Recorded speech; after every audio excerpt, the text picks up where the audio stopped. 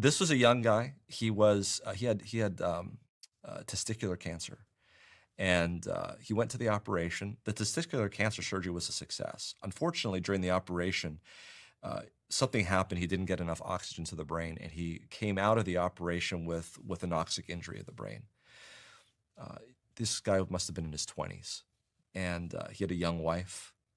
Um, and I had come onto the rotation as a resident, and we had attendings. And you have to realize in medicine, you have attendings above you, and what they say is just, that's the word. That's what happens. And the ICU attending, we were the ones that were sort of taking care of the patient because he was on a ventilator. But there was the neurologist who looked at everything and says, "Look, this guy is not waking up. He has severe anoxic brain injury. We've looked at the scans. This is what's going to happen." And so every day we'd round on this guy, and he was just a shaking mess. He was just there. He was just kind of shaking. His eyes were rolling. No response, nothing.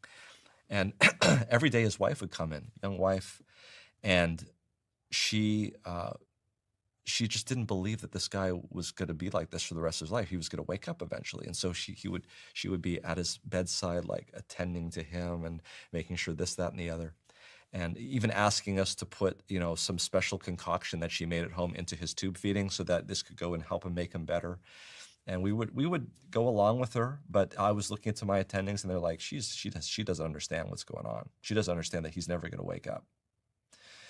So this is what I'm seeing. One day she came in, and she just had this smile on her face.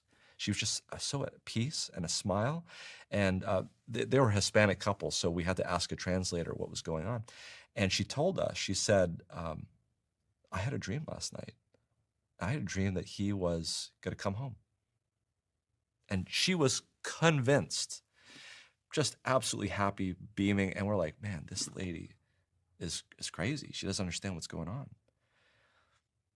Well, days went on, weeks went on, and one day, and where I was rounding, it's just in this round the nursing station's in the middle, and the doors to the rooms are all around in a periphery. And we were going around the circle, rounding on the patients, and I could look in, and I saw him, and he was kind of shaking, but he was kind of opening his eyes, and I said, he seems to be focusing a little bit. His eyes seem to be focusing a little bit more than they would be, and I just said, I just kind of put my hand up like this, and I just kind of, and sure enough, he put his hand up like this, shaking, and he put it back down again. I'm like, what? He waved at you. Yeah.